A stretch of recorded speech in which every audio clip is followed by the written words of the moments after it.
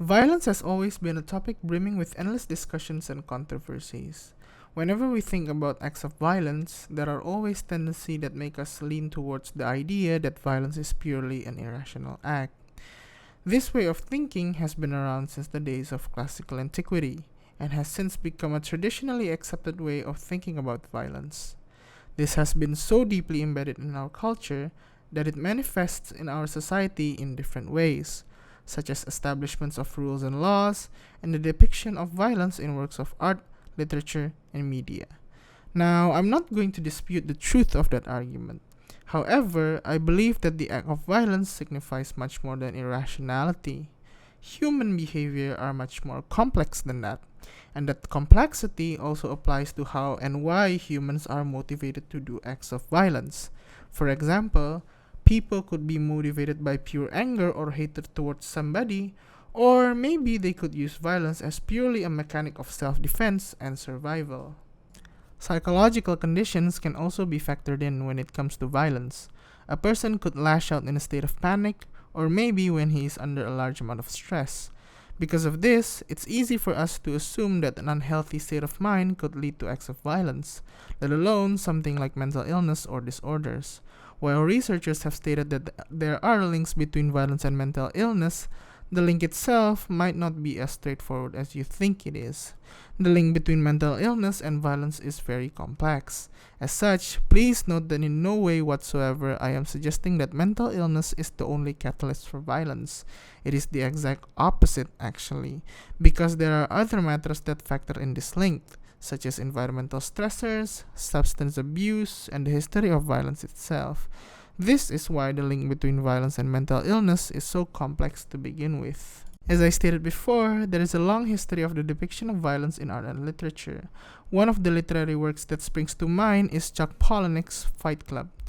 The novel, which was released back in 1996, tells the story of a young unnamed narrator, usually referred to just as the narrator, and his friend Tyler Durden, and how they make an underground fight club.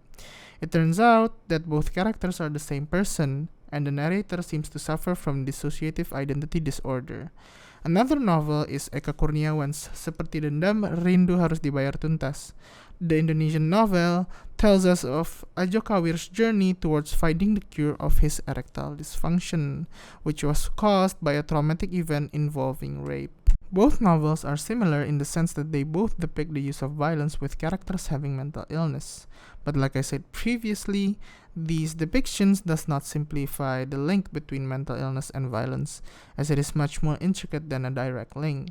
In this video, I'm going to explain the link between mental illness and violence in both novels, which is derived from a research I have written about these novels.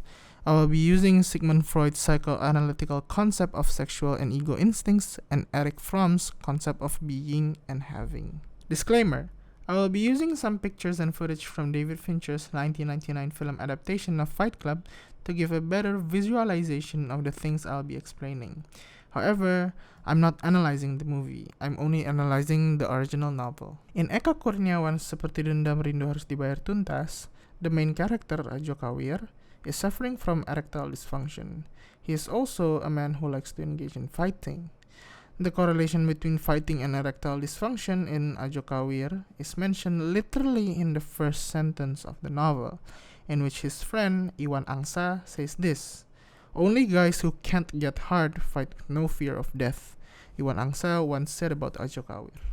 From this sentence alone, we can already imply that Ajo Kawir is unafraid of death and violence because of his erectile dysfunction. This erectile dysfunction in turn makes Ajo Kawir unable to fulfill his sexual desires. Sexual desires and death are concepts that was explored by the father of psychoanalysis, Sigmund Freud, particularly in his book Beyond the Pleasure Principle. In there, he explains that humans have two basic instincts, which are ego instincts and sexual instinct. Ego instinct refers to our tendency to return to our previous inanimate form. Freud believed that we have an instinct that will always lead us to death. Sexual instinct, on the other hand, is the exact opposite of that. Sexual instinct is our innate desires to procreate and reproduce life, which are expressed by humans by engaging in sexual activities. You can see that Ajokawir has a lack of sexual instinct due to his erectile dysfunction. While he can derive from activities of sexual pleasure, he cannot fully engage in acts of procreating and reproducing life. As such, his death instincts dominates him, and he becomes a person that likes to engage in violence. However, we need to look at his character a little bit deeper. His erectile dysfunction wasn't just a condition he had naturally since birth. As a matter of fact, his erectile dysfunction is caused by a traumatic event when he was 11 years old. During his childhood, Ajokawir was caught peeping by two policemen trying to rape an old woman. The two policemen then forced Ajokawir to rape the old woman, and since then he was unable to erect properly.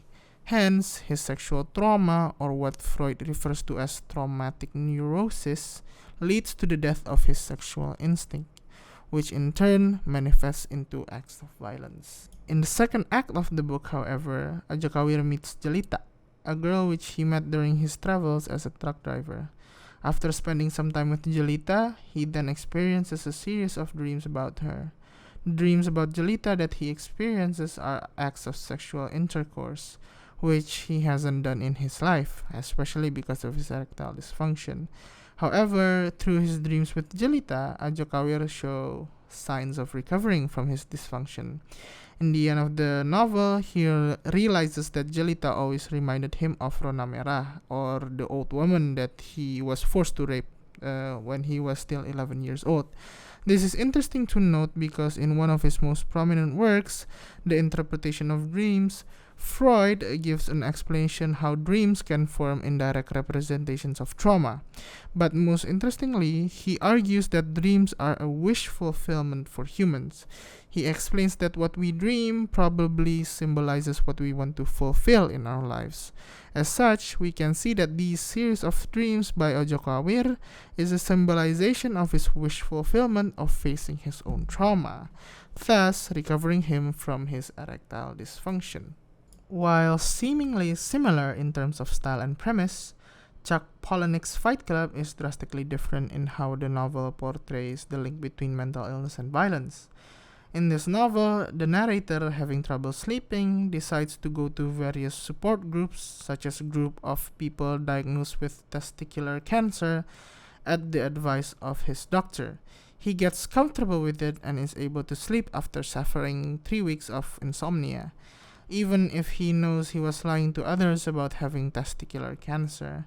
The way that the character is portrayed is similar to Erich Fromm's idea of today's society, in which he says in his book, To Have or To Be. We are a society of notoriously unhappy people. Lonely, anxious, depressed, destructive, and dependent. People who are glad when we have killed the time we are trying so hard to save. This part establishes the bleak world that Fight Club is trying to portray. However, the narrator's life started to change after meeting Tyler Durden, in which she becomes increasingly aware with the overly excessive lifestyle of today's society, and how a lot of people, including himself, seems to always be obsessed with materials. The narrator says, "You buy furniture, you tell yourself this is the last sofa I will ever need in my life. Buy the sofa, then for a couple of years, you're satisfied that no matter what goes wrong, at least you've got your sofa issue handled. Then the right set of dishes, and then the perfect bed, the drapes, the rug. Then you're trapped in your lovely nest. And the things you used to own, now they own you." Tyler Durden has slowly transformed the narrator into someone that realizes the danger of a materialistic and hedonistic lifestyle, and he also thinks that this lifestyle is contaminating the modern American society. The contrast between obsessing materialistic possessions and realizing that life is more than just a possession is a notion that is explored by Erich Fromm in his concept of having and being, in which having refers to the state of humans obsessed with possession, thus having feelings of ego and selfishness, while being refers to absence of greed that can generate feelings of caring and selflessness, which he thinks is currently lacking in modern society. For Tyler and the narrator, the formation of the Fight Club and the engagement of violence is their way of reaching the state of being, their way of trying to say that material possession is obsolete. It is to reach a higher sense of fulfillment. Tyler says, "I see the strongest and the smartest men who have ever lived," he says, his face outlined against the stars in the driver's window. "And these men are pumping gas and waiting tables. You have a class of young, strong men and women, and they want to give their lives to something. Advertising has these people chasing cars and clothes they don't need. Generations have been working in jobs they hate just so they can buy what they don't really need." When in the later part of the novel it was revealed that Tyler Durden is the same person as the narrator, we can see that the dissociative identity disorder that he experienced manifests itself as a person that is trying to counter modern societal issues.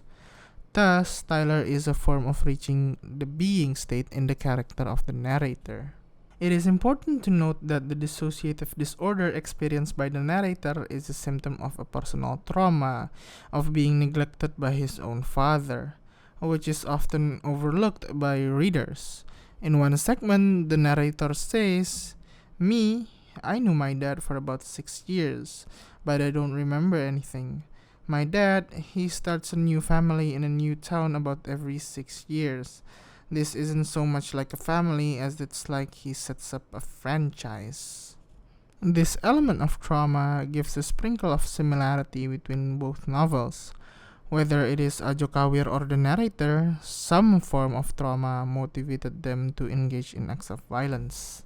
To conclude, while there are striking similarities between each novels, particularly on how trauma is a part of both main characters' mental state, there are different implications that could be seen in these novels, as one is traumatized by sexually violent events, while the other is dissatisfied with the condition of himself and what the character thinks of a modern consumerist American society.